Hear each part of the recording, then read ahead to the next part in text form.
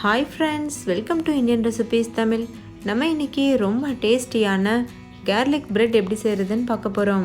இந்த ரெசிபி மைதா மாவு இல்லாமல் நம்ம ஹெல்த்தியான கோதுமை மாவு வச்சு பண்ண போகிறோம். அதே சமயத்தில் அவன் இல்லாமல் கடாயில் பண்ண போகிறோம். ஸோ நிறைய பேருக்கு இது யூஸ்ஃபுல்லான ரெசிபியாக இருக்கும்.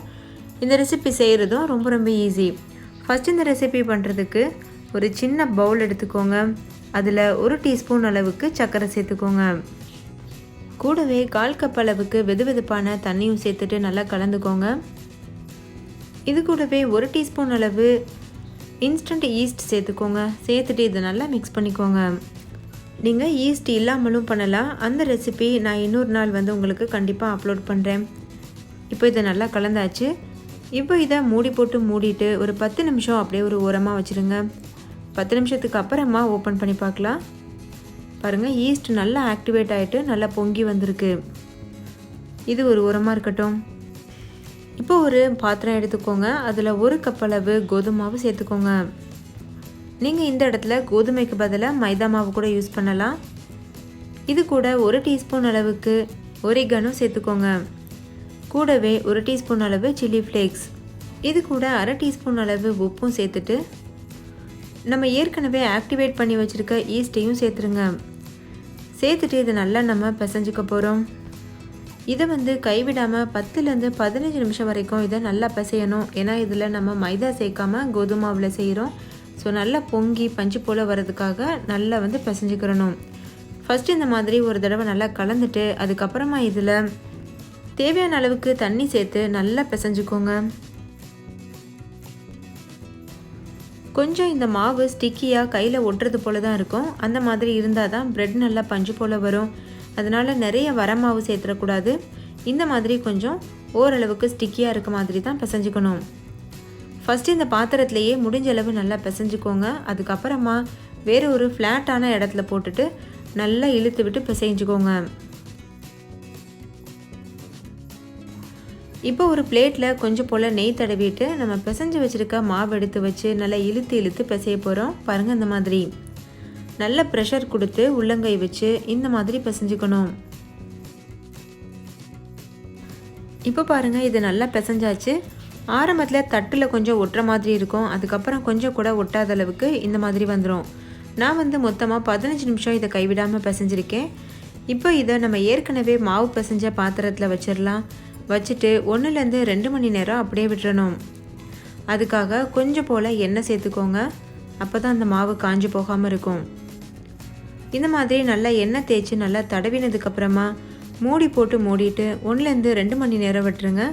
இந்த மாவு நல்லா டபுள் சைஸாக இன்க்ரீஸ் ஆகி வரும். அது வரைக்கும் நம்ம வெயிட் பண்ணணும். இப்போ இது ஒரு ஓரமாக இருக்கட்டும். அடுத்து கார்லிக் பிரெட்டுக்கு தேவையான கார்லிக் மாவு நம்ம தயாரிக்கணும். அதுக்கு ஒரு சின்ன பாத்திரம் எடுத்துக்கோங்க. அதில் 2 டேபிள் ஸ்பூன் அளவுக்கு பட்டர் சேர்த்துக்கோங்க. பட்டர் ரூம் டெம்பரேச்சரில் இருக்க மாதிரி பார்த்துக்கோங்க. அப்போ தான் உங்களுக்கு அப்ளை பண்ணுறதுக்கு ரொம்ப ஈஸியாக இருக்கும். இப்போ இதில் 2 டேபிள் ஸ்பூன் அளவுக்கு நசுக்கின பூண்டு சேர்த்துக்கோங்க. கூடவே கொஞ்சம் போல் புதினா இலை சேர்த்துக்கோங்க. புதினா இலை நான் காஞ்ச இலை சேர்க்குறேன். உங்ககிட்ட ஃப்ரெஷ்ஷான இலை இருந்ததுன்னா நீங்கள் அது கூட சேர்த்துக்கிறலாம். அப்படி இல்லைன்னா நீங்கள் கொத்தமல்லி இலை கூட சேர்க்கலாம். சேர்த்துட்டு இதை நல்லா மிக்ஸ் பண்ணிக்கோங்க. நல்லா மிக்ஸ் பண்ணிவிட்டு மூடி போட்டு மூடிட்டு இதை அப்படியே விட்டுருங்க.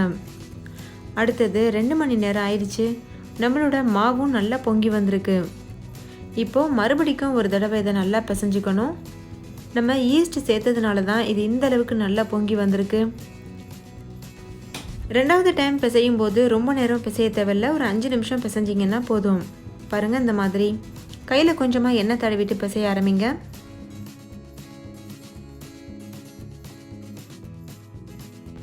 மாவு நல்லா பிசைஞ்சதுக்கப்புறமா பூரி தேய்க்கிற கட்டையில் கொஞ்சம் போல் மாவு சேர்த்துக்கோங்க. நான் கோதுமை மாவு சேர்த்துருக்கேன். சேர்த்துட்டு நம்ம ஏற்கனவே பிசைஞ்சு வச்ச மாவு எடுத்து வச்சுருங்க. வச்சுட்டு இது போல் நல்லா தட்டிக்கிறணும். பாருங்கள், இந்த மாதிரி உங்களால் எவ்வளோ முடியுமோ அந்தளவுக்கு கை வச்சு நல்லா பரத்தி கொடுங்க. அதுக்கப்புறமா நீங்கள் பூரிக்கட்டையில் தேய்க்கலாம். ஆனால் சப்பாத்தி மாதிரி ரொம்ப ஒல்லியாக தேய்ச்சிடக்கூடாது. கொஞ்சம் திக்னஸ் இருக்க மாதிரி பார்த்துக்கோங்க.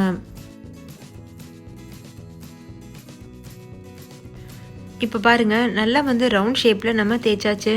நம்ம ஏற்கனவே கார்லிக் ப்ரெட்டுக்காக கார்லிக் மாவு தயார் பண்ணி வச்சுருந்தோம்ல, அதை எடுத்துகிட்டு இந்த மாதிரி ஸ்ப்ரெட் பண்ணி விடுங்க. ஓரங்களில் படக்கூடாது, நடுவில் மட்டும் நல்லா ரவுண்டாக வந்து இது போல் ஸ்ப்ரெட் பண்ணணும். உங்கள்கிட்ட ப்ரஷ் இருந்ததுன்னா நீங்கள் அதை வச்சு கூட அப்ளை பண்ணலாம். அது இன்னுமே ரொம்ப ஈஸியாக அப்ளை பண்ண முடியும். ஸ்பூன் வச்சு அப்ளை பண்ணுறதுனால கொஞ்சம் கஷ்டமாக இருக்குது. இப்போ அப்ளை பண்ணியாச்சு. அதில் நம்ம வந்து சீஸ் சேர்க்கணும். 2 டேபிள் ஸ்பூன் அளவு மொசரெல்லா சீஸும் 2 டேபிள் ஸ்பூன் அளவு நார்மல் சீஸும் எடுத்திருக்கேன். அதை வந்து இது மேலே ஒரு ஓரத்தில் மட்டும் வச்சுக்கிறேன். பாருங்கள், அந்த மாதிரி முழுசாக வச்சிடக்கூடாது, ஏன்னா நம்ம இதை மடிக்க போகிறோம். அதனால் கொஞ்சம் கொஞ்சமாக ஒரு ஓரத்தில் மட்டும் போட்டு விடுங்க. ஒரு அரை வட்டம் அளவுக்கு மட்டும் போட்டு விட்டால் போதும். இந்த 2 சீஸும் சேர்த்து நீங்கள் செய்தால் மட்டும்தான் நம்மளுக்கு கடையில் கிடைக்கக்கூடிய அளவுக்கு டேஸ்ட் வரும். இந்த கார்லிக் பிரெட் நிறைய பேருடைய ஃபேவரேட் ஐட்டமாக இருக்கும். ஆனால் கடையில் நிறைய விலை கொடுத்து வாங்கி சாப்பிட்ருப்போம். ஆனால் வீட்டில் செய்யும்போது விலை ரொம்ப கம்மியாக வரும். அதே சமயம் நம்ம கையால் செய்ததுன்னு சொல்லி ஒரு திருப்தியும் இருக்கும். கடையை காட்டிலுமே ரொம்ப டேஸ்ட்டாகவே இருக்கும். இப்போ பாருங்கள், இந்த மாதிரி சீஸ் நல்லா போட்டாச்சு. போட்டதுக்கப்புறமா இது மேலே உங்களுக்கு விருப்பமான வெஜிடபிள்ஸ் போடலாம். நான் வந்து சிகப்பு குடமிளகாய் வந்து சேர்த்துருக்கேன். உங்களுக்கு நார்மலான குடமிளகாய் கிடச்சிதுன்னா நீங்கள் அது சேர்க்கலாம். இல்லைனா பன்னீர், அதுக்கப்புறமா சோளம் கூட சேர்த்துக்கிறலாம். உங்களுடைய விருப்பம்தான். இப்போது இந்த ஓரத்துலலாம் நம்ம தண்ணி தொட்டு தடவணும். அப்போ தான் நல்லா மூடிக்கும். இல்லைன்னா வந்து ஓப்பன் ஆகிட்டு அந்த சீஸ் வந்து பஸ்ட் ஆகி வெளியில் வந்துடும். அதனால் இந்த மாதிரி நல்லா தண்ணி தடவிக்கோங்க. தண்ணி தொட்டு நல்லா தடவினதுக்கப்புறமா இதை அப்படியே வந்து க்ளோஸ் பண்ணிடுங்க. மூடினதுக்கப்புறமா இந்த ஓரங்களை அமுக்கி விடணும். பாருங்கள், இந்த மாதிரி. இப்போ இந்த மாவை எடுத்து ஒரு பிளேட்டில் வச்சுருங்க. நீங்கள் எந்த பிளேட்டில் வச்சு பேக் பண்ண போகிறீங்களோ அந்த பிளேட்டில் வச்சுருங்க. நான் வந்து நார்மலான ஒரு சாப்பாடு தட்டு தான் யூஸ் பண்ணியிருக்கேன். உங்ககிட்ட பீஸா பேக் பண்ணுற தட்டு இருந்ததுன்னா நீங்கள் அதில் கூட வைக்கலாம். பேக் பண்ண போகிற தட்டில் கொஞ்சம் போல் நெய்யும் கொஞ்சம் மாவும் மட்டும் தடவிடுங்க. அப்போ தான் ஒட்டாமல் வரும். இப்போ இந்த மாவு மேலே கொஞ்சம் போல் பட்டர் சேர்த்துக்கோங்க. நம்ம ஏற்கனவே பட்டர், அதுக்கப்புறமா வெள்ளைப்பூடெல்லாம் போட்டு வச்சுருக்கோம்ல, அந்த பட்டர் தான் இது. கொஞ்சம் போல் ஒரு லேயர் மாதிரி இது போல் வந்து பண்ணிக்கணும்.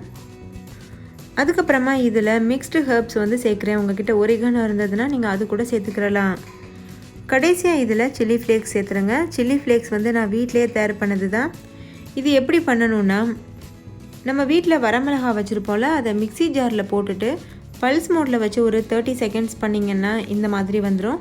கொஞ்சம் கொஞ்சமாக திரியாக இது போல் இருக்கும். சில்லி ஃப்ளேக்ஸ் போட்டதுக்கு அப்புறமா ஒரு கத்தி வச்சு இது போல் கீரல் போட்டுருங்க. ரொம்ப அதிகமாக கட் பண்ணிடக்கூடாது, லேசாக கீரல் மட்டும் போட்டுக்கோங்க. அப்போ தான் நம்ம வந்து பீஸ் போடுறதுக்கு கரெக்டாக இருக்கும். இப்போ இதை நம்ம பேக் பண்ணிடலாம். அதுக்கு ஒரு அகலமான பாத்திரத்தில் ஒரு ஸ்டாண்ட் வச்சுட்டு அதுக்கப்புறமா நம்ம இந்த தட்டையும் தூக்கி உள்ளே வச்சிடணும். வச்சுட்டு மூடி போட்டு மூடிட்டு லோ ஃப்ளேமில் வச்சு 20லேருந்து 25 நிமிஷம் வரைக்கும் வேக வச்சு எடுத்துக்கோங்க. அப்படி நீங்கள் அவனில் பண்ண போகிறீங்க அப்படின்னா அவன் டைமிங் ஸ்க்ரீனில் வருது, பார்த்து தெரிஞ்சுக்கோங்க. அவ்வளோதான் ஃப்ரெண்ட்ஸ், நம்மளுடைய கார்லிக் பிரெட் சூப்பராக தயாராகிருச்சு. இதை நீங்கள் இப்போது சுட சுட சர்வ் பண்ணுங்கள். ஃப்ரெண்ட்ஸ், கட்டாயம் நீங்களும் இதை ட்ரை பண்ணுங்கள். ட்ரை பண்ணிவிட்டு உங்கள் எக்ஸ்பீரியன்ஸ் எப்படி இருந்ததுன்னு கமெண்ட்லேயும் கூட ஷேர் பண்ண மறந்துடாதீங்க. இந்த வீடியோ எல்லாருக்கும் ரொம்ப பிடிச்சிருக்கும்னு நம்புகிறேன். பிடிச்சிருந்தா லைக் பண்ணுங்கள். உங்கள் ஃப்ரெண்ட்ஸ் கூட நிறைய ஷேர் பண்ணுங்கள். ஸோ உங்களும் பார்த்து பயன்பெறட்டும். தேங்க்யூ, பாய்.